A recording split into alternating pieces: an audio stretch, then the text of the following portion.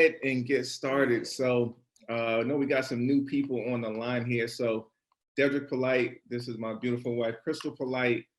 This is our Copreneur 7-stream series. So we started this at the top of January. And the reason we started the series is we want to introduce couples who are in entrepreneurship together to different businesses, different income streams that they can add on in addition to what they may be doing from their 9-to-5 or their other businesses. So honored today to have our special guests on the line. They are part of Mobile Home Elite.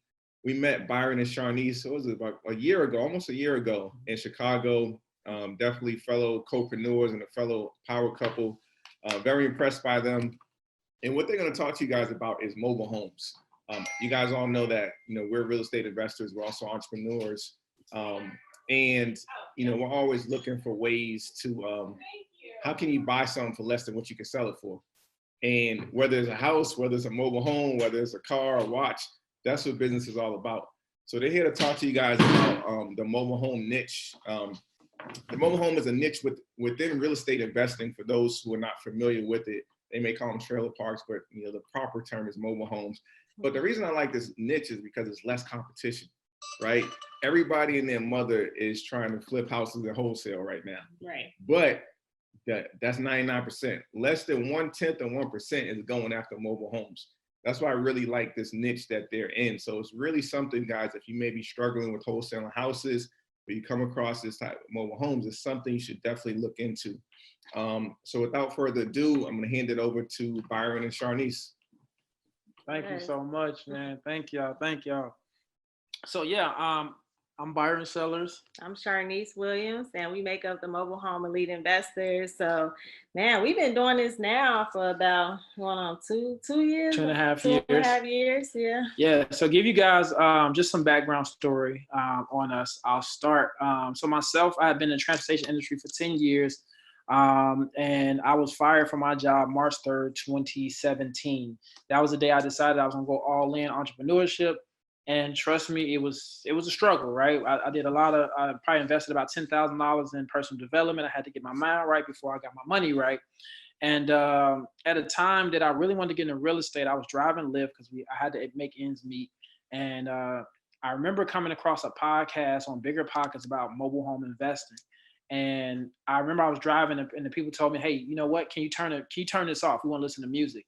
So I was like, let me send this over to Sharneice. I didn't do that, but I sent this one over to Sharneice. And literally that podcast changed our life. And that's how we got educated into mobile homes. So let them know how you got started. Yeah, so like you said, you sent me that podcast. It so happened to be on mobile home investing. And of course, like you guys said in the introduction, is very low competition. So we didn't know anything or anyone else doing mobile homes. So, the biggest thing that I got out of that podcast was the low capital, and you can start with, bad or fair credit. And that was definitely both of our situations at the time, since, Byron said that he had got fired. I had just recently got fired as well, like around the time that he sent that podcast. So it was really like go hard or go home for us. Like we was really at that moment. So, I listened to it. I came home and I was like, hey, babe, we doing mobile homes. Like at the time, Byron didn't say this, but he was trying to acquire a building here in Chicago at that same time. And that didn't work out for him. So, he was still kind of in that phase of like, what was going to be his next real estate venture. But, I told him like, look, we doing mobile homes. Like, this is what we doing. And, we going to try it out and we going to see if it works or not. And, it works. So, I mean, yeah, that's really like how we really got started and just stuck with it. Yeah. And so to start off, we took out a high interest loan, $10,000 loan. I think it was Lending Club. We had no money at the time. My credit was shot. I think my credit at the time was like a 525. Yeah.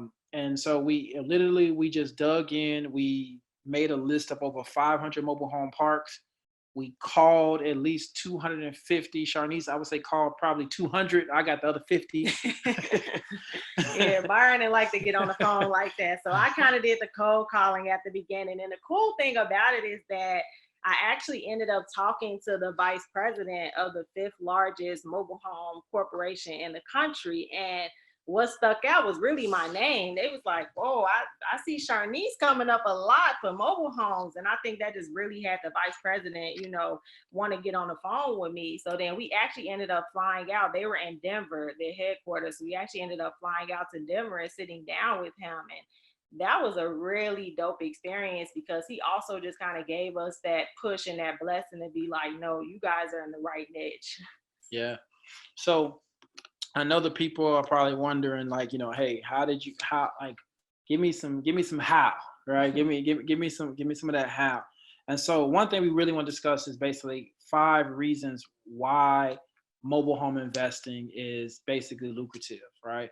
So one thing I know Dedric talked about was the low startup costs, right? Very low startup costs. And to just give you guys in the Midwest is honestly the best markets.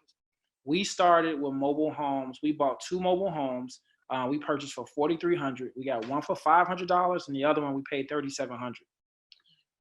They wanted, I think, for both homes, they wanted like $9,000. But Sharneice told me to ask for $4,000. But I kind of felt like I was gonna disrespect them if I said $4,000, so I said $4,300. And that was a lesson learned. Hold on, I don't mean to cut baby off, but that was a lesson learned on me. Like, let the woman handle the negotiation, okay? Because Byron, he's such a sweetheart and he's too nice, and he just felt like he was gonna, you know, make them feel some type of way. So he ended up saying $4,300. So he said deal, and then we was ecstatic. But we were still ecstatic though. Yeah. Like, we just got 2 homes for $4,300. So one of those homes was move-in ready, and we had that one on the market less than 30 days. We originally listed it for $15,000, but then we ended up getting it $9,500 for that one.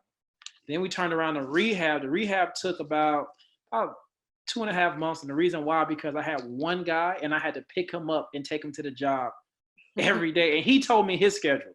So that was a learning experience. It's a lot of learning lessons that we learned in the beginning, especially just being really new to entrepreneurship, and we didn't really know how to run a business and just really how things work. So yeah, so we ended up selling that house for $10,000. So we had made $9,500, but in the midst of it, we had already bought another home once we got that $9,500. And so once we picked up that momentum, we have never purchased a house over $5,000. Us personally, never purchased a house over $5,000. And so again, when we talk about low startup costs all over the country, if you go to San Francisco, a mobile home is still cheaper than a single family home. It's still a cheaper option. For example, we got a student that makes $400,000 part-time. When he told me that, my mind was blown. I'm like, I need to come to your market because you reeling in some serious dough. Like, he's buying mobile homes for $60,000, turning around selling those for $120,000. So what market he in? He's in San Francisco. Oh. So again, you talk about just low startup costs. Okay. Another thing, low competition. I know Dedric had definitely focused on talk about low competition. I like to ask anybody, if you guys could be in the chat, do you know any mobile home investors? I want you to put in the chat. Do you know any mobile home investors besides us? Right. If you knew who we were, do you know any mobile home investors? Nope. See, no, I don't. I do not know any.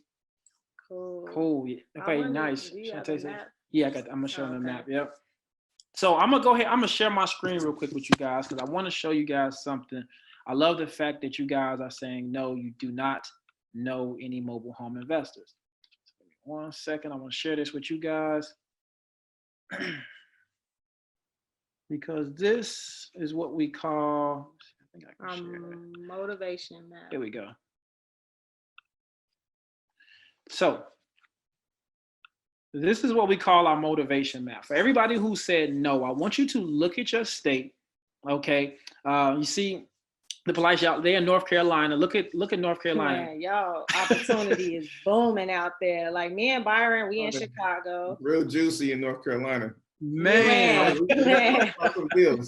Yes, so much opportunity. But like we're in Chicago, so you see still over 1,000 parks in Illinois. We do business in Indiana as well, so still over that 1,300 mark. But yeah, this is for you guys to see the opportunity, because I know a lot of you guys probably didn't even know that it was this many mobile home parks in your individual states. Yes. So when you think about it, if you say no, I always tell people, go look in the mirror and say, I'm a mobile home investor. Okay. And then another thing, this is new to you. I want you to declare how many mobile home parks do you want to do business in this year. Make that declaration. This could be something totally new for you. And at the end of the day, it's so much opportunity. We always get the question, can you do this in other states? Yes, you can do this in other states, right? Every state has their laws on what's required, but you can do this in other states. And so it's endless possibility. Except if you live in Hawaii, I'm sorry, you have to come inland. But other than that, it is endless possibility when it comes to mobile home investing. I love it. Yeah. And I see Dedric says, drop your state. I hope you guys definitely love when you guys are engaging. So number 3, okay. You don't need a 700 credit score to get started in mobile home investing. Okay. You don't need a 640. You don't need a 600. No, Byron, when he started, he had a 525. So again, that's when I go back to that story of when he was trying to acquire that building. He had the credit then, but when you are going through that entrepreneurial journey, you're using a lot of debt. You creating a lot of debt in the beginning. So his credit had went down. My credit was good, but it had started going down as well. But he was able to apply and get into our first mobile home park with that low credit score. So that still gave us the opportunity to go ahead and still be investors. Yes. And so like she said, I had a 525, and I ain't gonna lie, like I was just rolling the dice and I got in. That's when I realized like this is going to help a lot of people, because that is one of the major things that holds most people back from investing is the credit. Right? Some people may have the cash, but they just don't have the right credit. And so mobile homes are the only non-subsidized affordable housing left in America. So when you think about that, like, again, it's the only non-subsidized affordable housing left in America. Most mobile home parks don't take Section 8. So here's where you can make $15 an hour and have your own asset, which is, a mobile home. It really can help solve a lot of the affordable housing crisis, because again, like, you have to think about, apartment rents is going up, cost of living is going up, wages are staying the same. So for many people, this is a place like a lot of people like who live in mobile homes. You'd be surprised, over 22 million people live in mobile homes. So it is a huge need, and you're really helping people in rural areas as well. Yeah. Yes. I see. I like this one. Closing. So we know what a traditional close, right? What do you normally require when you close on a home, right? You need an attorney present, right? Sometimes your realtor has to be present. You got to go to either a title company or so. Few parts. Appraisal. Yeah. It's a long process, but with mobile homes, it's simple. You buy the home, you find your buyer, you make sure they get approved by the mobile home park. That's a very simple application. It's just like applying for like an apartment. That normally takes about 24 to 48 hours. Once they get approved, then you got to go to the county clerk to make sure the taxes are paid up on the home. That's one form. That same day, you go to the DMV, get that title transferred over, and you're done. Yeah, same day. Get the check, same day, you're literally done. And that's a beautiful part about mobile homes. So again, we're talking about, you got low startup costs, low competition. You don't need a 600 credit score to get in most communities. And then closing, you can close in a day. This is one of the things I really like. It's basically no landlord responsibilities. Okay. And I'm going to show you guys an example. Because we had somebody ask a question if we did buy and hold. So we're about to go over that right now. So I want to show you guys. Oops. Hit the share button. All right. So I got a question for you guys. All my people on here. can you, if let's say, for example, you got a mortgage, can you call your mortgage company and say, hey, my refrigerator broke, can y'all replace it? Will they come and fix it for you? Will your mortgage company come fix it for you? And y'all know the answer is no, right? So when you're with mobile homes, when you own the asset, you have the opportunity to, guess what? You're the owner. You can kind of play the bank with that actual property, right? So you can provide owner financing. So we call it selling a home on payments, AKA rent to own programs, okay? Now, we know, like I said, when you own your own asset, you can kind of determine if you want to flip it or you can rent it out. But here's a way that you can actually rent without having the responsibility of fixing when someone needs it, right? Because you're providing home ownership and you're letting someone pay it off in a period of time, terms. So who are looking for your rent to own programs? So buyers who can't get bank finance and they usually have bad or fair credit. As an investor, what you're doing is you're providing a second chance for them. Okay, you're providing home ownership again. So you want to know, how do I decide the monthly cash flow payments? I want you guys to take notes on this because this is one of the strategies that we use. So we see what is the local rent for apartments, and once that's determined, here's the math. Here's a family that we helped in Illinois. So it was a 3-bedroom, 2-bath mobile home. We purchased that for $800, y'all. Y'all can actually see that $800 home if you follow us on Instagram, okay? And again, that's insane, $800, okay? So we put $2,300 in repair costs and total lot rent. And I'm gonna talk about lot rent. Look at that total, $3,100. So the average apartment rent in Loves Park for a 3-bedroom is $1,200 per rent cafe. So we like, you know what? We wanna get somebody in here fast. So we went $125 below the market rate and we listed it for $1,075 a month, okay? Now, lot rent. This is very, very important when you're talking about doing deals inside of a mobile home park. Just like HOA fees, right? You have a condo, a townhouse, some houses and communities, all right? You're leasing the land, right? Or it comes with the amenities. In most mobile home parks, you're paying for the land, okay? And this one includes trash removal, snow removal. They have a lot of amenities. So look at, we do that, we minus that lot rent. This is our monthly cash flow, $500, right? So we had them on a 24-month term. We turned that $3,100 into $12,000. We also received a non-refundable move-in fee for $3,000, okay? Now you probably wonder, how do we get that move-in fee? So here is the original terms. We originally asked them for $500 for 27 months, okay? We normally do 10% of the overall cost. We knew we wanted to make $15,000, so we did 10% of that of the move-in fee, but they paid an extra $1,500, which knocked their monthly down, right? Instead of 27 months, they had 24 months. Look at the total, $15,000. We turned $3,100 into $15,000.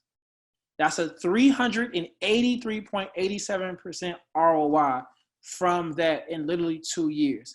This is why we love that. This is why we love bringing this opportunity, because it's like a slept-on market.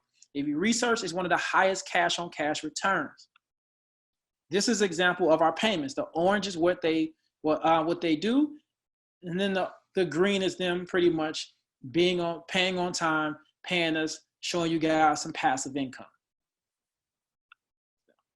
Okay, so that right there is an example of, again, talking about no landlord responsibilities. That family knows they took the responsibility on their lease. If, for example, here's the thing, if something breaks, they know they're responsible for it. They had an issue, I think their stove went out, right? They called us and said, hey, the stove went out and things like that. And we're like, we understand, but we had to explain to them, because they're used to being renters, that, hey, you know what, now this falls in line. This is part of your responsibility. Yeah, and they understand that. I think too, and I think the biggest thing, especially even just showing that slide of the consistent payments, is really just breaking that stigma when it comes to, mobile homes and people who live in mobile home parks, because of course, like, people who don't know, they have a stigma on the people, like, are they actually paying their rent on time? Are they buying these homes? And it's like, yes, you see, we showed you consistent payments, and we know, just being in this field, like Byron talked about earlier, like, these people need these homes. So like, they are so thankful, they are so blessed that we are able to provide them some type of home ownership, especially in the rent-to-own programs. Yes, yes. So, so again, we talked about 5 reasons why. Again, talking about low competition, low startup costs, not necessarily credit, the closing in the day, and no landlord responsibility. So those are just 5 reasons why you should be investing in mobile home. So I wanted to show you guys something else. 1 second, let me share my screen. And let's see. Bear with me real quick, because I know you guys got some questions, and we definitely want to, I want to show you guys, we talk about examples of people that are doing it in some of the, 1 second, okay. Where's my Zoom? Okay. All right. So, show you guys an example of one of our students. Yeah. I do all of this. Oh, we can't. I just want to. Bad, y'all. Let me share. I'm having a little brain fart on sharing. Sorry about that. So I want y'all to. If we talk about people that's doing, I want y'all to meet 20-year-old Dewan. Okay. This is a young man. He's from North Carolina. He's a student at NC State, and literally, like when he reached out to us and told us what he did, we was just like, wow. Like he represents. We were blown, because I'm like, first of all, he brought these homes when he was 19. Right. So I was like blown away, because I remember being 19 and I was not thinking nowhere near investing. So I was very proud of him when he reached out to us and let us know that he brought our program and just kind of informed us on what he was working on. Yes. So this is his first home that he bought. Then he turned around and got another home. Okay. So we're going to break down Dewan's numbers, okay?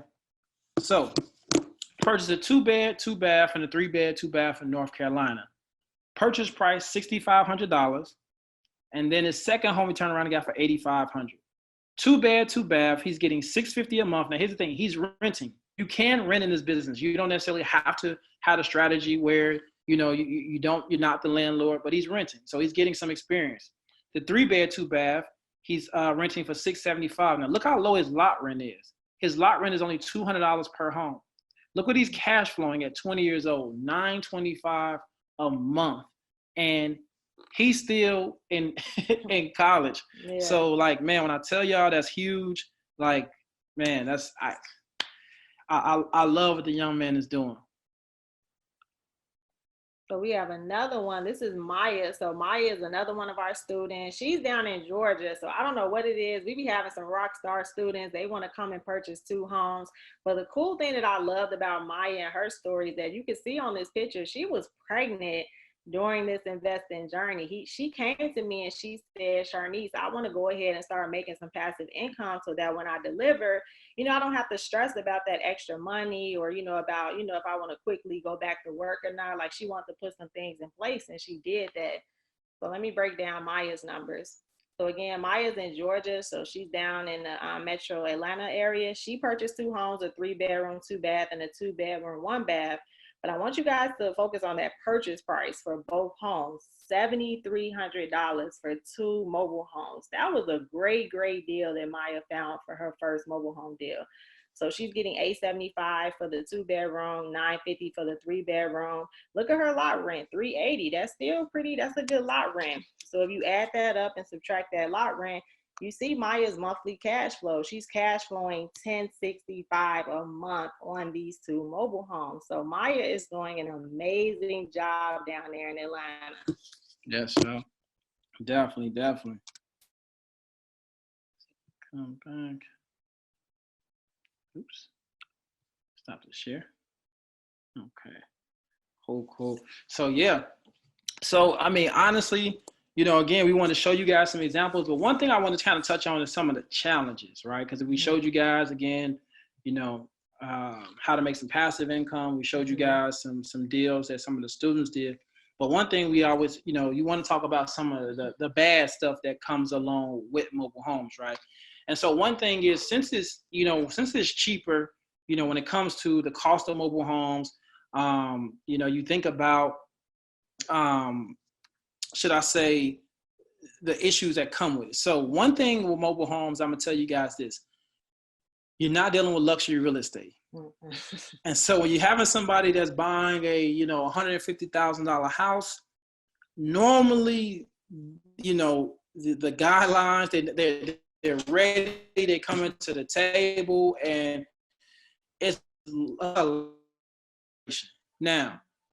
All markets are different, but I will say some of the challenges could be some of the people. Yeah. Okay, you hate to put the stereotypes and things like that, but I'm just gonna give you guys an example.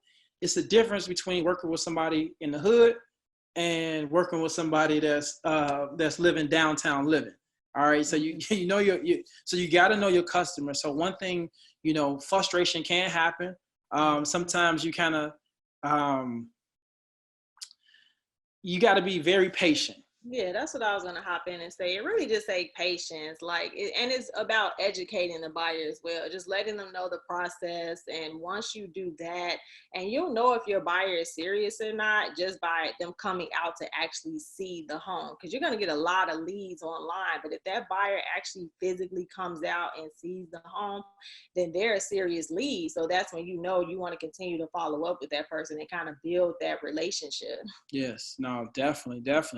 Another challenge is mobile homes. The mobile homes are built, they're built in factories, but when it comes to quality materials, it doesn't have the most quality of material. So what do I mean by that?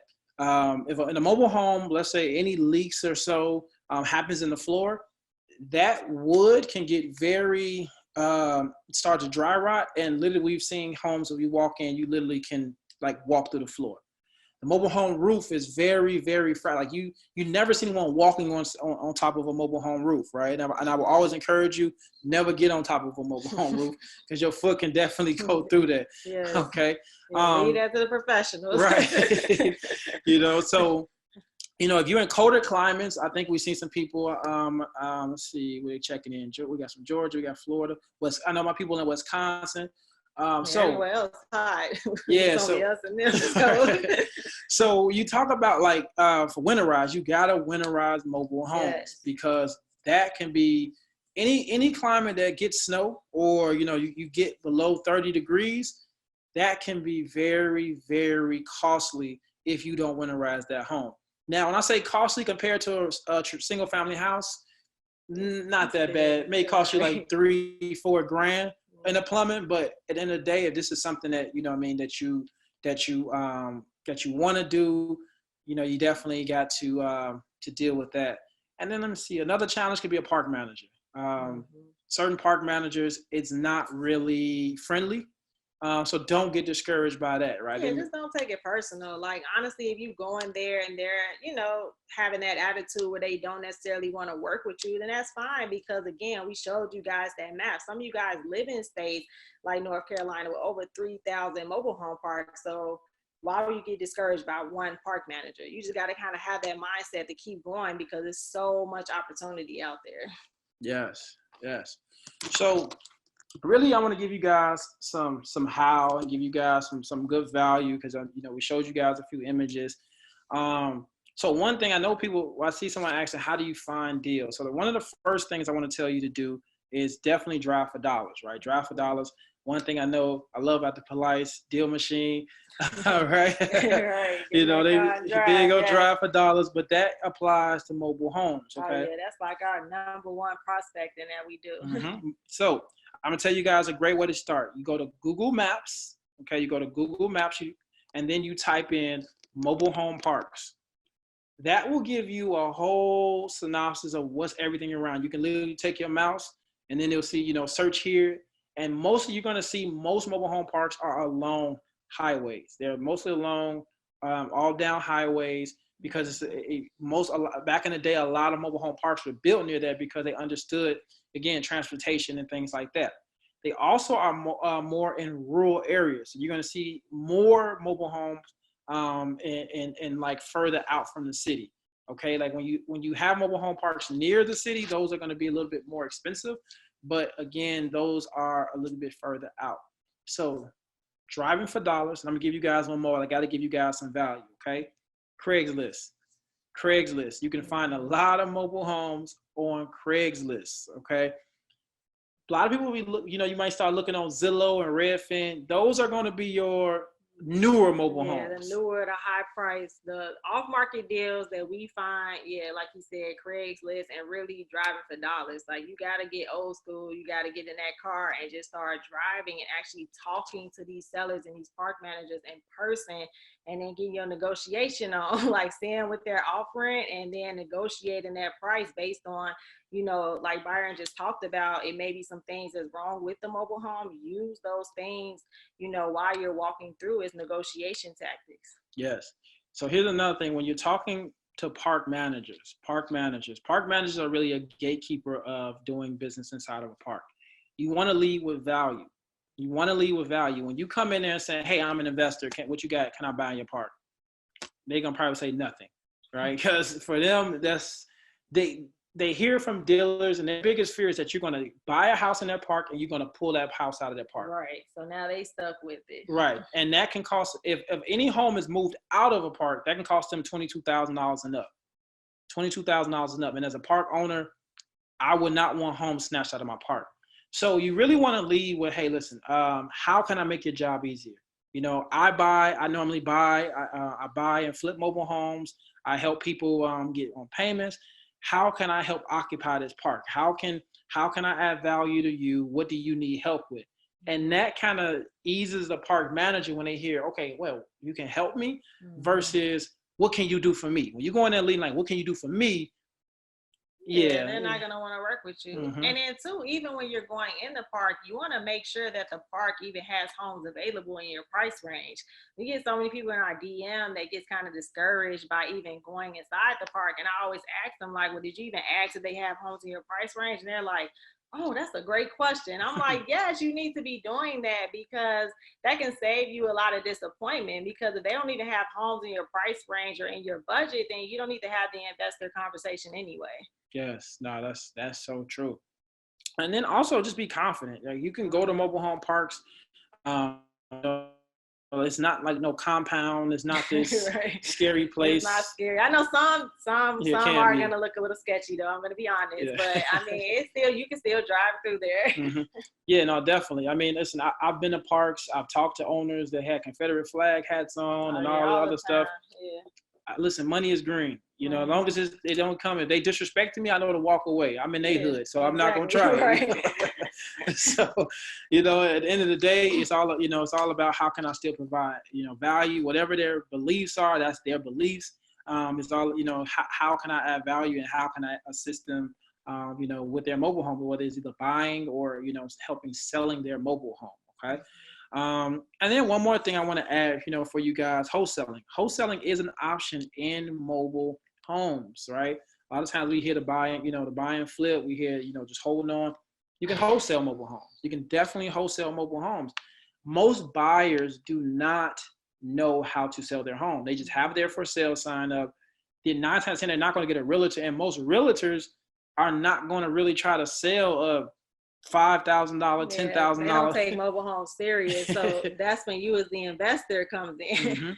And just say, hey, how can I add value? And that's when you can get a home under contract, because they need your help and you can make money off of it. 9 out of 10, most people don't know the value of their mobile home. It's only one site. What is that? Nada? We don't even use nada.com, but it's only one site that'll tell you, and any mobile home is going to tell you that it's depreciated. It's going to tell you that, these things, it's going to really lowball, what you have. So, for you can definitely help provide value for them when it comes to mobile homes. So yeah, let's see. I just want to make sure. Mobile home versus traditional real estate. So I got one more slide to show you guys. Okay, because I wanted to. Okay.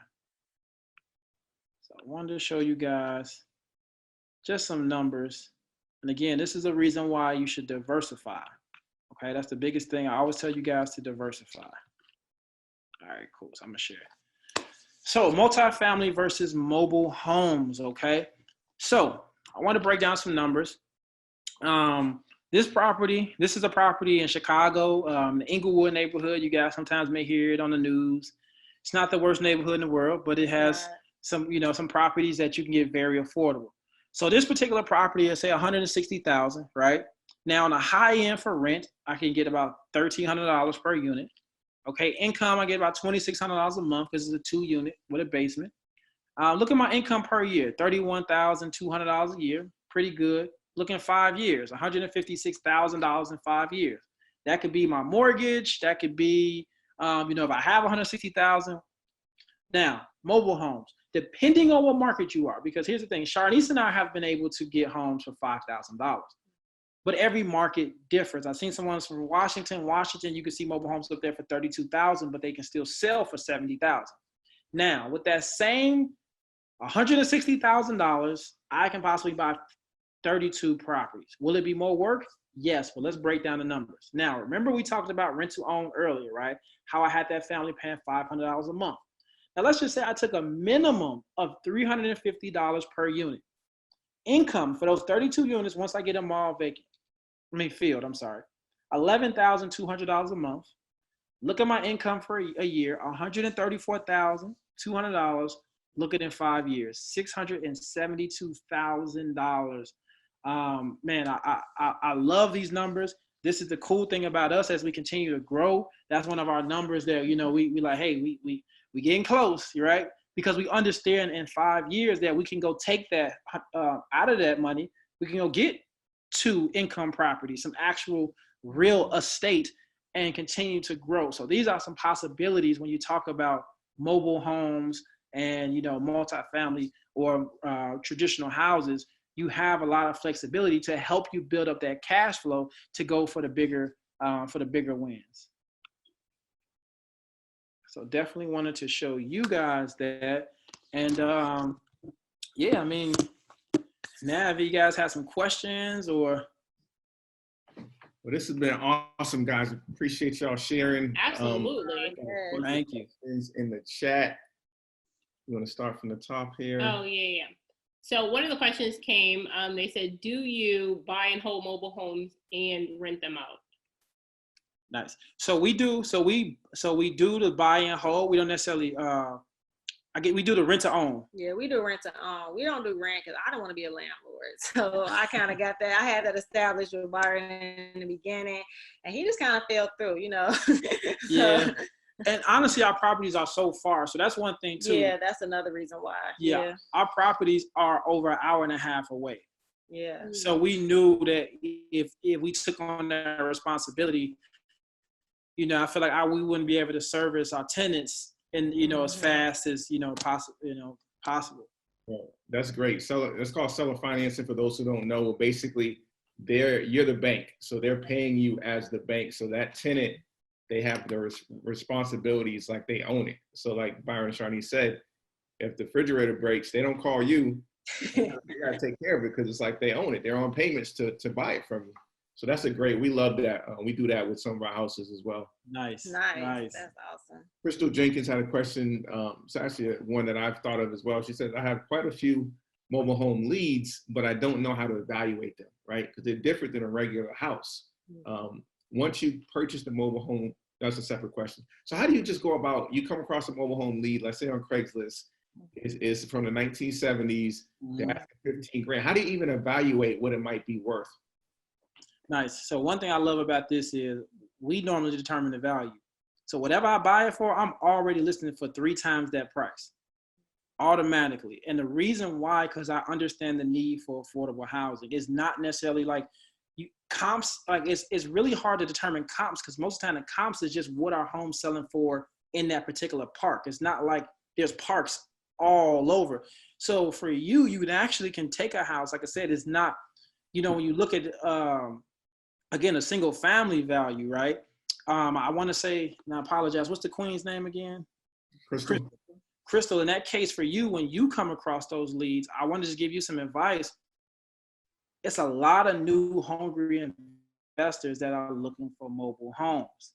So when you're seeing, especially if you're seeing some very, very low prices, there's some room for margin for you to sell these to investors. Because as an investor can put some work into it, kind of either, and you'd be surprised, people are putting new siding on mobile homes now. So a 1970, once they got new siding on it, now it's looking like a 90, 95 or 2000. Now the value then went up about 10 grand or so, you know? So it's different ways, but as far as evaluating them, the biggest thing is make sure it's clean, safe, and functional, making sure the plumbing works, making sure that, you know, no soft spots in the floor, no leakage in the roof, or like, you know, water spots, electric is working. If all that's working, you working with something good. And again, the win in this business is payments, because everybody is looking for payments. They are looking for payments. So if the average rent in your area is $1,100, but let's say the lot rent is only $400, look at that room of margin you get. And the terms is just like a car. A mobile home is basically considered a motor vehicle in most states. So now, just like a car, if you put them on a 60 months to a 72-month term, you know, you do the math. I mean, let me put my calculator real quick. So let's say $1,100 minus 400. So cash flow, you cash flowing 700 for 72 months. That's $50,000, $50,400. Even if you paid $20,000 for it. Still a good return. Right. Okay. And her other question is, once you purchase a mobile home, do you transport it to your own land, or do you leave it in the park where it's at? Good question. So we normally leave it in the park.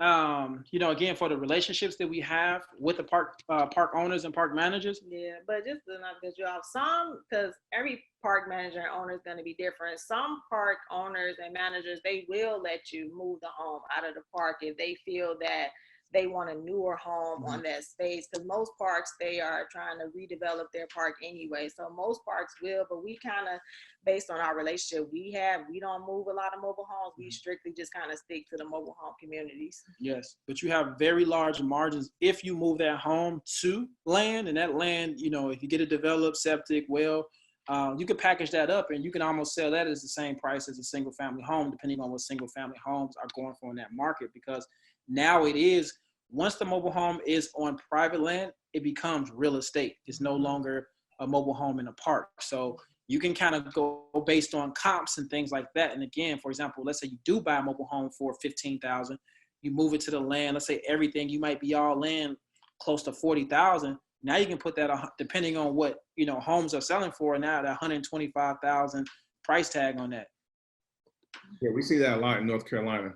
Mobile homes on land. I'm like, hold on, this is a mobile home, but it's valued at over 100,000. Yeah, yeah, that land making, yeah. Land, yes, the land. We gotta come out there. I am. Oh yeah, I forgot you. Right. We're doing one in Raleigh right now. I'm gonna call you about it later. Oh man, for sure. I love it, man. I love it. You got another question from Sharneice. How do homes get water and electricity?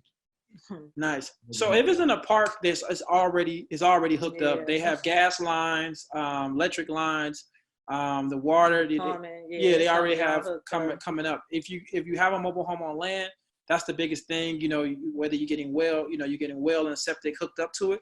But yeah, normally if it's a mobile home in place, it's already connected.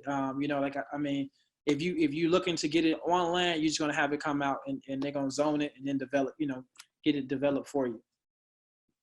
So Ronald asks, how much do you look? Wait, let me go to Eugene. I found 5 parks in my area. What's the best way to scale? Nice. So actually, I would say, man, go and meet the park managers. And honestly, I learned this from the Police. Get that deal machine app and find out who the owner is. Find out who the owner of that park is and have that conversation of how I can add value to your park. What do you need? Do you need homes? What are you looking for? Do you need homes rehabbed in your parks? If you got 5 parks, normally the owners are going to be on board. It's not the park managers. The owners are going to be on board on first because they're already an investor. So they understand. So trust me, that deal machine app, make sure y'all get the deal machine. Make sure y'all go through the polites and get the deal machine. Right? yes. Right. And then seriously, if you get that, you get the access to the owners that you really want to see what the value. But start driving, going through, get it acclimated, look for sale signs. But I just told you a way to kind of jump over a lot of hurdles and get the great stuff. And Byron, just to add to that, to your point, Krystal, her marketing through Deal Machine Drive for Dollars, we have, I think I told you before, we got like 8 mobile home park owners in North Carolina that we've been talking to, Right. who own mobile home parks with 20 to 40 spaces. Like, they don't even have park managers. They're the investor, 70, 80-year-olds, the owner, right? So some of these talking points are using, I'm gonna go back to them. And like you said, it's all how you add value. Like, what problems do you have and how can I help solve some of those problems? And that's where you make money. Thanks. I'll see you, Krystal, getting racking up on them. Racking up on the mobile homes. Listen, that's why I'm telling you, that's why I did what I did with Deal Machine, because I needed to shorten our learning curve. We said, hey, listen, let's get into mobile home parks. Yes. Yeah. Some other investors who are really into parks. They was like, listen, we want full parks, 40, 50, 60 lots. So I said, okay, well, let me throw that shit in Deal Machine real quick. Right. You're on the list right now. Right. As you all are talking, I'm like, Right. I love it. I love it. Google Maps, like you said. Okay, listen. Seriously, it's hot right now. Go to Google Maps and put in mobile home parks. I did the same thing. And We got a list of about 50 of them. Right? Love it. I love it. I love it. then saw a couple of the ones that we are already talking to. Wow. Wow. Man, I love the way y'all work. I love y'all work ethic, man. Seriously. It's about taking action. You hear this stuff, Right. don't be like I used to be, where I used to be Mr. Analysis Paralysis. This woman right here, she's just like, hey, I'm kicking down the door, take action. I love it. Right. Look, we'll fail forward. Mm-hmm. Man, We'll learn on the way down. Someone had asked Ronald, how much do you look to purchase a mobile home? So I'm assuming how much do you look for, or how much do you? Like, what's a good price? If they're asking 20 grand for a mobile gotcha. home, like, how do you decide? Do you offer them 3 times less? You know, that 3 times rule for Yeah, less? we do that. We say the number that scare us, right? Yeah. We say immediately like that. I say a disrespectful number. Like So if you say 20,000, I'm saying 5. If you're not embarrassed by how low your offer isn't low enough. Right. You're just Exactly. like, man, I feel like they're gonna kick me out if I say this Yeah, number. exactly. That's what you need to start with if you're trying to get a good deal. Exactly, because you Yeah. start with that low number, then you kind of negotiate your way back to a middle ground, then you settle on that. Yeah, but yeah, I mean, I think because Ron, I'm not sure what part of the country you're in, but it really varies. That's what I'm saying about market. But he asked, what areas do you buy homes in Indiana? So I'm gonna assume you maybe in the Midwest with us. So once you do start driving for dollars and getting out there, you're gonna see some good gems. Indiana is full of them. You can buy. I would say this: if you looking at Indiana, of course, Northwest and all over Indiana, but you can start with about 7,000 to 8,000. Like so you can 7. The reason I say I used to tell people 5. But the thing when I stopped telling people 5, because people will buy a house for $4,500, only have $500 left. Right, you gotta have some money over for that just in case, especially being up here, like you talked about earlier with like the Winterize and everything. Like you gotta have that just in case money. Yeah. Seriously. You have $500 left. Danita asks, with you being so far away, how do you collect your rent? How you collect them coins? For rent to own, what software do you use? So we definitely online. So we have a separate account.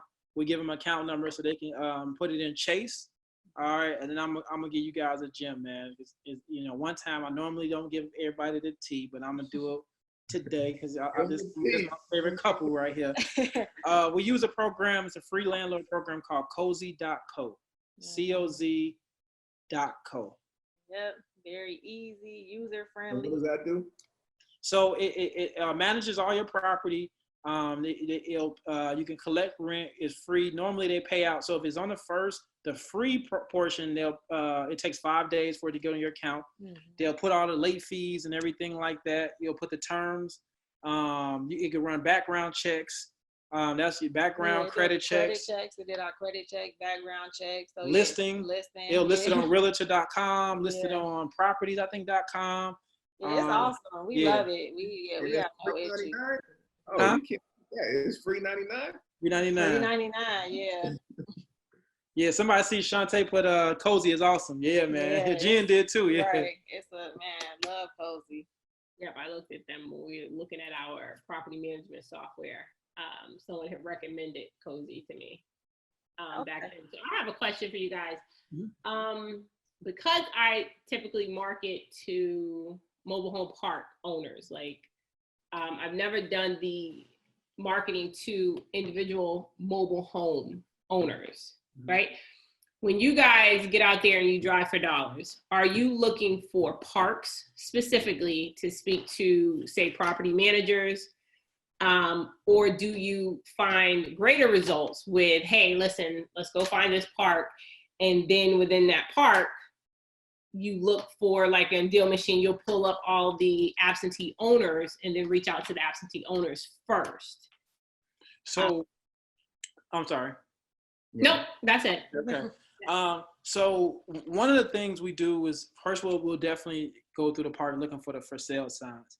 And then the normal, when it's, like you said, the absentee owners, those are the ones that park owns. So then we'll write those down, and then we'll go to the park manager and say, hey, I see you got these homes vacant. Are you guys selling them, or is it the owner that's selling them? And normally, from there, they'll give us that information. That's a good thing. I haven't necessarily used Deal Machine for the actual individual mobile home, right? I know the park thing, so that could be something to look We're gonna into. try that out, Yeah. So that's what I did with Deal Machine. So I went into the park over here near us, and in a really, really hot area, and contacted the owner, because he's out of state and he's older. Yep, sent him a postcard. He called me back. Out of state. And it was also from just really talking. So I ended up sparking a conversation with where we have our mailbox what's it called? Oh, post office box. Yep. Postal Connection. Postal Connection. So talking to him, like, you should always, like I tell everyone, always be talking about what you do. And talking to him, he actually lives in our community as well. So told him what we do, buy houses. He was like, oh man, I bought and flipped a couple houses too. Older guy, want to get back into it. And I just so happened to have been picking up some return postcards. And he mentioned the mobile home park. He mentioned this guy who came in. He's like, yeah, I was talking, whatever the guy's name is, it was real random too. Man, you know what? I think I got a good lead for you guys. And I'm like, really? He was like, yeah, it's actually a mobile home park right around the corner from here. And the guy came in, I hadn't seen him in a year. He only comes into the state maybe once a year to check on the park. And he hadn't been here in a couple years. So I said, oh, really? I said, well, where's the park at? And he told me, oh, it's literally, if you go out of here, make this left, go, it's right there on the left-hand side. So I was like, oh, shoot. I knew exactly the area. So I was like, oh, shoot, that's a red hot area. So I went to the park as soon as I left. The guy gave me his name. He was like, I don't have a number for him, but let me, dig and see if I got any old papers from him. He and I used to be really good friends. And I said, okay. So I got his name. That's really all I needed. Went to the park. I drove through the park. Miss CIA, all she needs is a name. She gonna track him down. Like most women are. With the fingers. I drove through the park, but I'm like, man, okay, let me send the owner a postcard. So I shot him a postcard, but while I was sitting there is when I noticed, I was like, oh, well, there's a couple of different owners coming up. So in my mind, I used to think like, oh, shoot, okay, the owner owned all the mobile homes. He owns the land underneath. So I was like, oh, so let me shoot them a postcard. And then I was like, well, if I buy it from them, Do I have to move it? And then my mind starts wondering, but I said, forget it. So I sent out postcards just to the ones that was like absentee owners. And we got some callbacks on those. Nice. So I didn't know how effective, which one you were seeing greater results in, going through the park managers, owners, or just going individually straight to the homeowner. So the best result you get is from the park manager, because the park, because any homes that's literally like 2,000 or older, them homes been paid off 3-4 times, right? So a park, the best thing about either from an owner or even a park manager, they will almost give you the homes, because the thing when they care about the land, they just want the land rent. That's the most important thing, is that lot rent. So you get better deals because most homeowners are more attached to the home.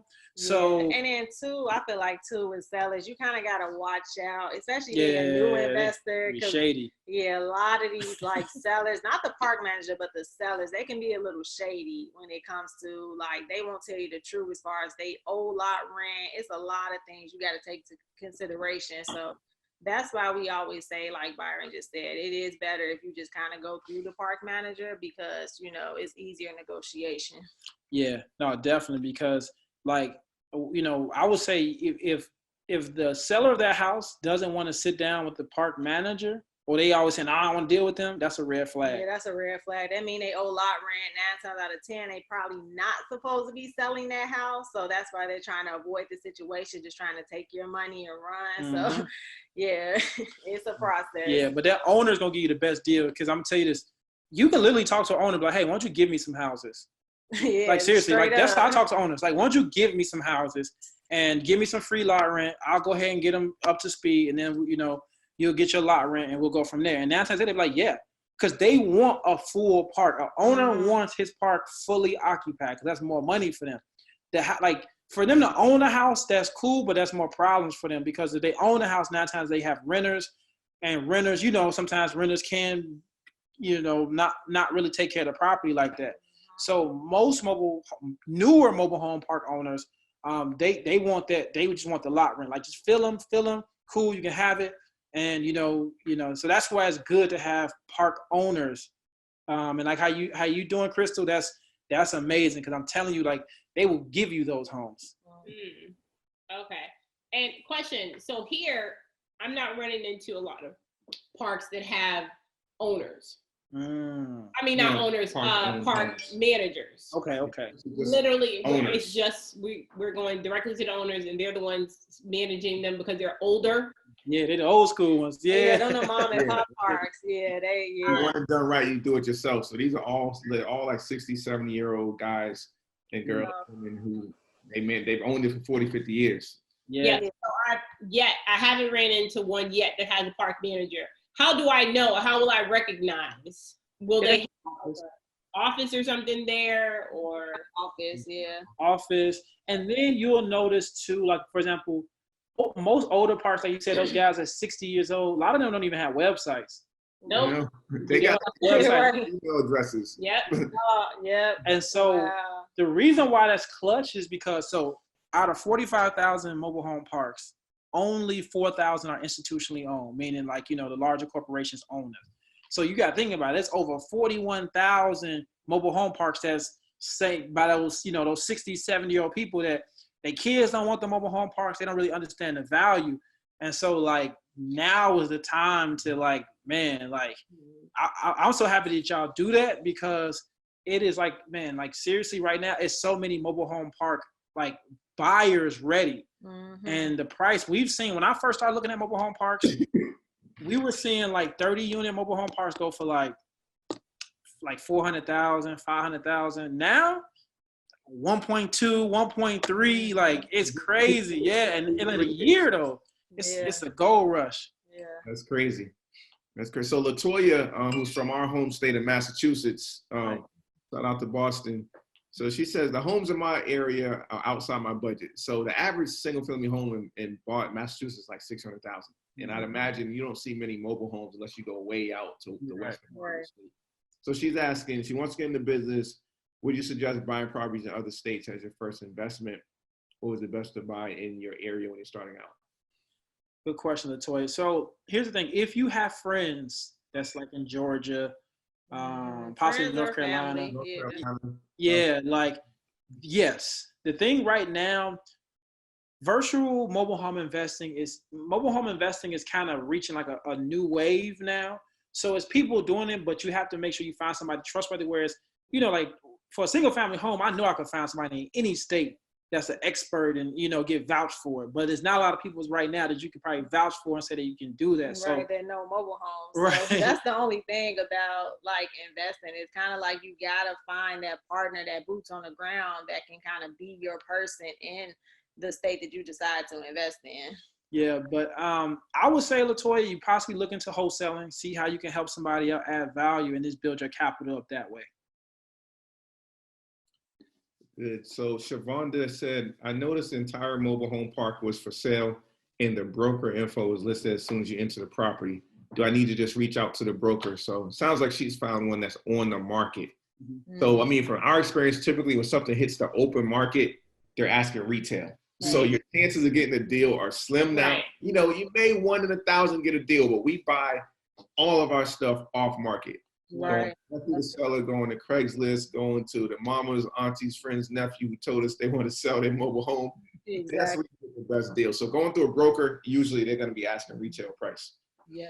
You got to pay him. He don't got to get his fee. We do the same thing. We do all off market. So yeah. I wouldn't waste time with the brokers. Yeah, for sure. These are great questions, guys. Any more questions for? We got one in the Q&A tab. Are you under LLC? You guys, do you recommend investing under LLC or under their personal name? So definitely LLC. I'm always gonna tell you to protect yourself. Here's the thing: most parks. I'm gonna give you guys the secret sauce in that. So going to most mobile home parks, they don't want you to necessarily buy a mobile home under your LLC. And the reason why, because they understand that you can walk away from that, right, as a person. So the thing is, you can purchase the home with a check from your LLC. Now, you may have to apply in the park personally, but that title, once you get the title, you put that in your LLC. You put the title in your LLC. That's the ownership right there. All right. But when it comes to it, once you start build the relationship, like for us, we can do it. Like, we built that relationship where we can put any home in all, in our LLCs, in our LLC. But like starting out, they basically want to be able to trust you. So you can pay the check with the LLC, but you most likely gonna have to apply as in your personal, right? And if the park works with investors, they're gonna have a separate contract for you. But again, most parks, they're gonna want you to run your credit because they just want to know who they allow in their park. Excellent. And tell people how they can reach you, because I know that's been in the group chat. How can people reach you? What do you guys got going on? Any courses? Yeah, so I'm gonna write in the what can you type in? The email and the Instagram. So while she's typing that, so yes, we offer I'll call it our Elite E-course. That is how to be a successful mobile home investor. We have that. And I think, Dedric, you guys have that link as well. We have the course. The E-course is the complete guide. The Elite, we teach you 4 different ways how to invest in mobile homes, fixing and flipping. We have buying and hold. We have wholesaling, some other no money down strategies. We talk about how to protect your assets. We walk you through A through Z on mobile home investing. So that is our Elite E-course. And then April 15th, we're actually opening our one-on-one coaching. So it's our group coaching, our one-on-one coaching. That program, we only do 10 people in there. So we keep it small because we want to keep it intimate. Very, very intimate. And from there, we're doing about 10 weeks. I'm sorry, not 10 weeks. I'm sorry. We are doing 10 weeks. 10 weeks, we're walking you through your deal. It's an application process, but we definitely want you guys. We want serious people in there. So if you need that one-on-one, you need that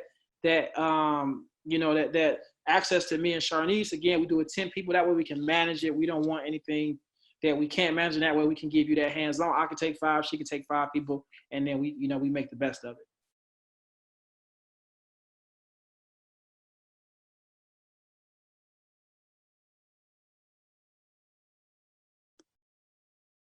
I think y'all might be muted. Sorry. Any questions you guys have? Byron and Sharneice email address, their YouTube and their Facebook. Also, they're on Instagram as well. We also put the link to the course in there.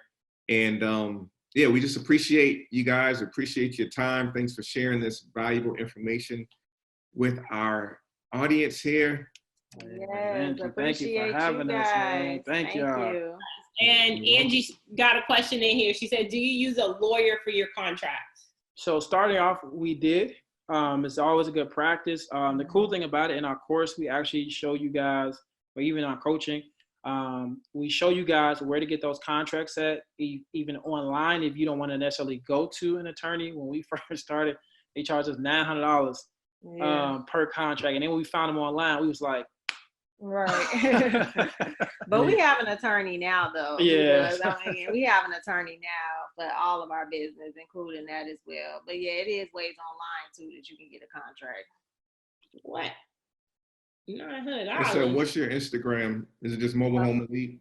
Yeah, let me copy it. I typed it earlier.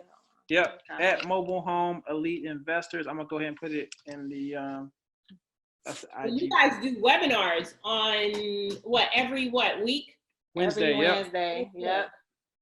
Yeah, so if you guys haven't, make sure you guys check out one of their webinars. They are awesome every Wednesday. So you guys are out there hustling. Yeah.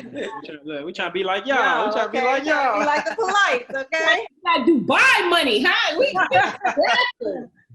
Look, we over here slacking. We living a little too good right now.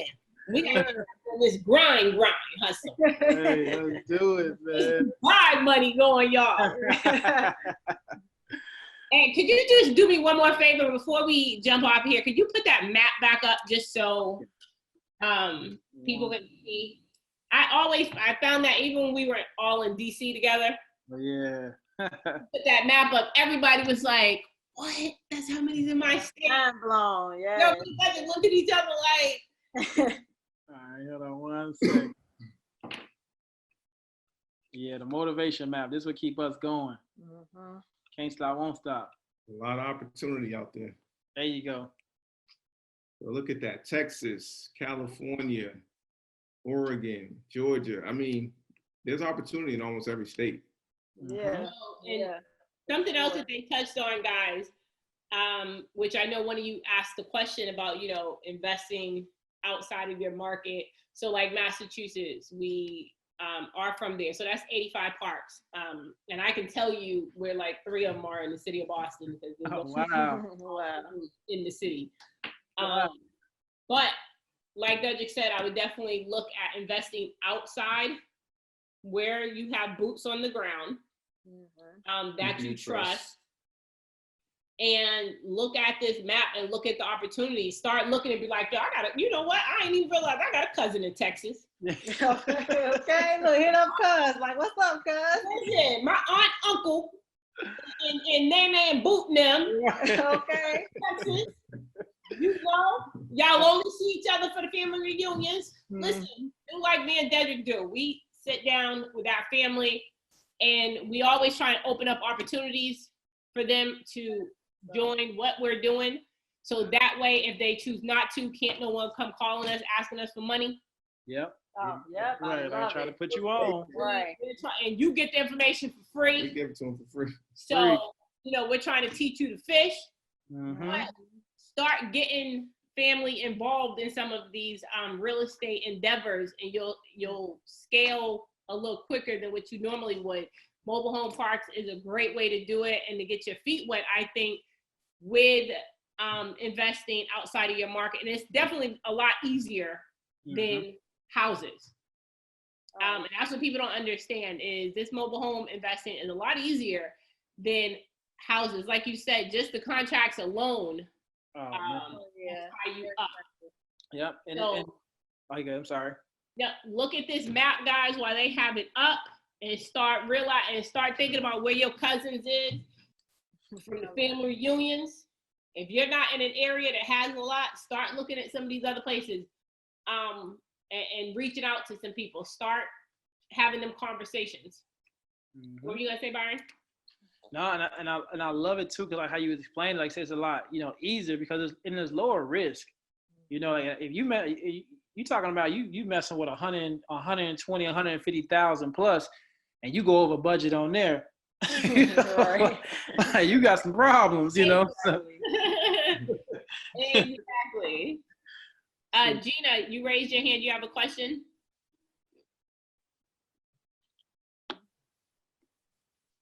Feel free to put in the chat. Or unmute yourself. I know. Look, my father, Langston, my father in Texas, so I might have to. Oh man. Right. Yeah. Give him a little call myself. Man, listen, Okay. you get some land now. If you put a mobile home on land in Texas, you talking about them a 150, 175 and up, depending on where you at. Yeah. Because again, it turns into real estate, and depending on the acreage, and how much the land. And again, I mean, listen, man, I got to give y'all some value. Again, I rock with the polites, but if you know tax liens, and you able to get some property on some tax liens, and then depending on how much time, some states is, depends. Some counties is shorter than to acquire that property. That's a great way to acquire some property. Gem right there. That's a gem. Get some land, control some land, and not make it anymore. Once you control the land, put a house on it, you can put a mobile home park. You have power. Man, seriously. We got some vacant land we just sitting on. We might have to start a park. Just because we buying land, like he said, they ain't making anymore, and we're getting it in, at really great prices, of course. Acres. Acres, and we're sitting on it until we come back around and start developing. Yeah. So you guys got to start looking into that, and I know I will, because I already got my list pulled up. Oh, man. Okay. No, definitely. You could definitely, because I think for most zoning on mobile home parks is about 6,200 square feet for a single wide. About 6,200 square feet for a single wide. That's what they, so I mean, actually, y'all got some acres. Yeah. Woo. A lot of opportunity. Yeah. Shonda said, are you usually doing a lot of rehabbing to the mobile homes that you buy for $5,000 and under? Not really. Not really. Like even one of the first ones we brought was 3,700. That one was move-in ready. We try to kind of stick to the ones that only need a little bit of work done. So yeah, I ran into, and this is a learning lesson for myself. You guys check our Instagram. I just posted a video talking about. So basically, I bought a house. I was helping the park manager's brother out. All right. Normally, I don't pay $5,000 for a house, but she's giving me so many free homes, and I'm like, you know what? I'm gonna help you out. I'll get this house. Purchased $5,000. At first, it only looked like it needed like about $2,300 worth of work. The whole plumbing is shot. I got a guy quote me first. My first plumber quoted me $700 plus materials. It's gonna cost me $950. Unfortunately, he kind of crackheadish. He ran off with my supplies. He told me he got locked up. I tried to give him another chance. I had to fire him. So I had another guy come in and he quoted me $5,000. And I'm like, no, I can't be at all in this house, $13,000 for this mobile home. No, I'm not doing it, So I'm working right now. I got some guys. Again, I got a potential guy who says he will rent it out and he wants to fix everything up. So I'm like, go get approved, and I'm going to make sure the park manager approves him. So, but at the same time, I didn't do my due diligence with that house. I kind of took her word for it. Like, you know what? I'll help your brother out. And, I didn't normally get an inspection on the house, but I did get an inspection on that particular house because I'm like, it looked good. And that was a lesson I had to learn. So, I just want to say when it comes to, it depends on your market, Rashonda. If you're in a market, if it's 5,000, but let's say, mobile homes are selling for 50,000, so that $5,000 house may need a little bit more work than what you think. Okay, so it's really going to depend on what houses are selling for in your market based on how much you're going to be wanting to put into it for repairs. And guys, it's all relative. I mean, when you talk about, oh, I might have to spend an extra 900 or maybe up to 5,000. When you renovate a house, that can be a $1,000 mistake if you miss something. So is there anything you stay away from? Anyone people should stay away from when it comes to mobile homes? Once you get an inspection, if they say, hey, like you need a new roof or you need a new plumbing or something such, you automatically say, no, I'm not buying this. Roof for sure. Roof can cost up to 12 grand. For a mobile home? Yeah. Yeah, for a mobile home, yeah. So that's an automatic no. Yeah, plumbing too. Plumbing too. Yeah. Yes. Like I said, I had a guy, but he ain't I got no more who was doing it so cheap. He did 2 houses for us. I'm like, oh yeah, I'm gonna keep this guy, but you know, he kind of Bussy. that guy. Yeah. He's that kind of guy. But then too, you don't want to go cheap. That's what I've been getting. Listen, we had them. Right. We know. We done picked them up like you said, taking them back and forth to the job. Look, you starting out, you do what you got to do. Exactly. Yeah, and that's what I got to break that habit of still going that route. Exactly. That's why, because Byron still be acting like we still in the beginning. I'll be like, I grind like I'm broke, man. Okay, I'll be like, babe, we can pay the money. It's okay. Like, I get it. We can pay the money. Like, you can get somebody for real now. That's Dedric too. Okay. I'm like, because then he come back like, yeah, like yesterday, yeah, he quoted me 5,000. I'm like, yeah, that's probably what it really is. I mean, dude only wanted 900. I mean, look what he's asking for though. He just wanted something quick. Right. So yeah. A. Harris had a question. What kind of things do the park managers look for applicant approvals? So normally most are about a 550 or higher credit score. Some will take below, as long as your debt to income ratio looks good. Most parks, especially corporate owned parks, are looking for no evictions and no convictions. Good background. Yeah, good background. Again, like how Dedric and Krystal were talking about those park owners that just them owning it, they're more lenient. They're more with the family base that can probably get in. But if it's more, again, it has a park manager. Corporation. Yeah. It's going to be kind of similar to like you applying for an apartment. So it's on credit background. But even with credit, that's still, if you got the income with a mobile home park, you can get around that as well. Yeah, 3 times the lot rent. That's what they're mostly looking for. 3 times. So the lot rent is $600, as long as you make, $18,000 in the month. They'll let you in. I mean, 1,800. I'm sorry, they'll let you in there. That is some great information there. Yo, y'all better go out and get this course. Okay.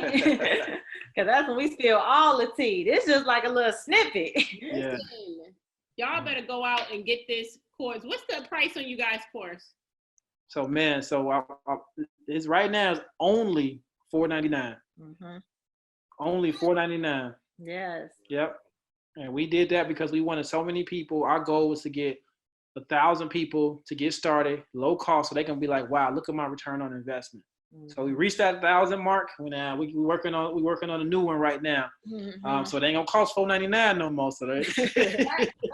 Get in where you fit in, okay? People can't expect that. Yeah. Like, you guys who's really looking to get into real estate, into the real estate industry and game, and you're really brand new, this is an amazing place to start. And even Dedric and I, when we first seen you guys' presentation, we was like, damn. We saw mobile homes, Lord, and then when we saw that app, we was like, damn. I love it. Parks in North Carolina. See, the thing is with me, like I'm only, because I think big anyway. So I was looking for parks. That's all I wanted was parks. We skipped the home. We just gonna buy the home. Straight to the park. We saw you guys we was like, there's money in the homes too. Yeah. Yeah. Damn.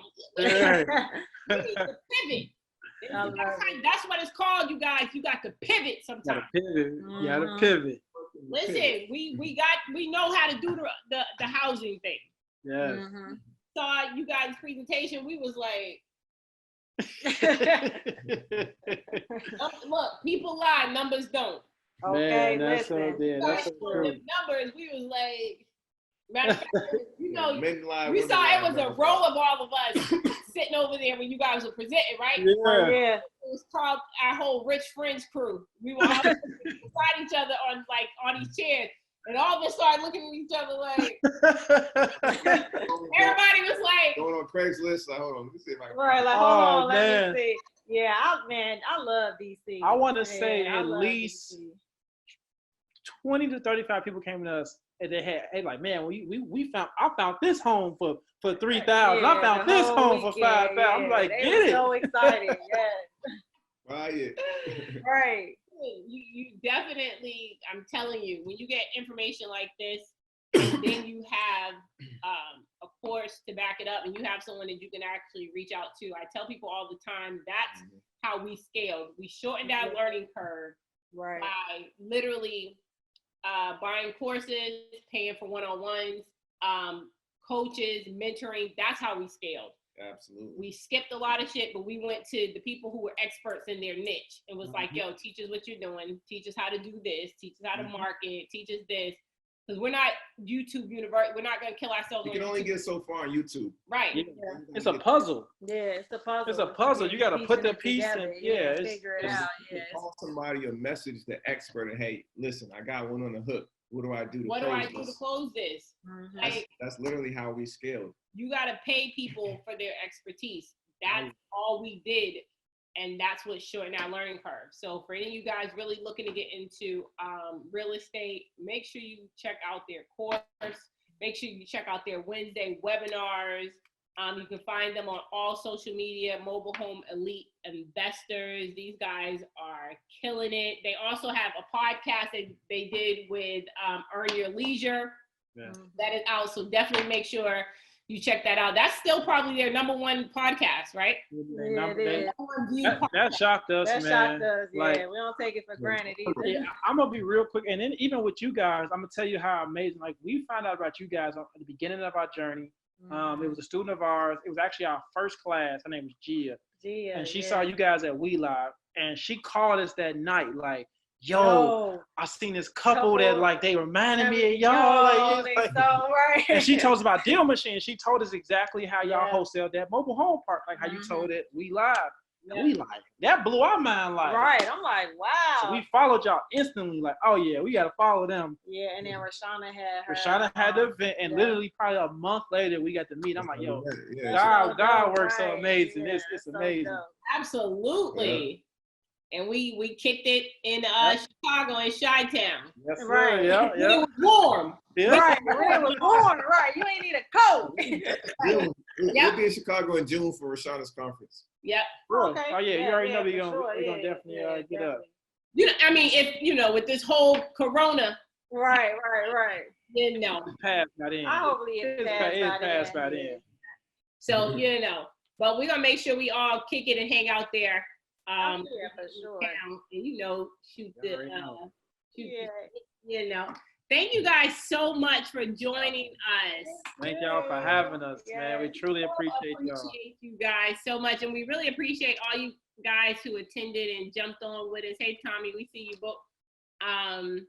And really appreciate it. Like I said, make sure you go and follow them on Mobile Home Elite Investors, all thing Mobile Home Elite Investors. And don't go in their DM and say, hey, listen, I got this house. I got a question. Thank you. They got a whole course. I'm going to say that anyway. Get that course. Don't come to my DM, because I'm the one to really look at it. Listen. And I say that because we get it all the time. Right, yes. So you know how it feels. It's just like, yo, listen, okay. But they got that one-on-one coming. They got these webinars. Invest in yourself, and then they'll turn around and invest in you as well. So people don't like investing in people who you don't know. They're gonna take that information and that shit be in one ear and out the other. We like to know that people are out there actively doing something and not just soaking people for information and never doing anything with it. So thank you guys so much. We're gonna let you guys go. All right, y'all have a good day. Y'all have a blessed one. Thank you so much. Thank you. See y'all. Guys.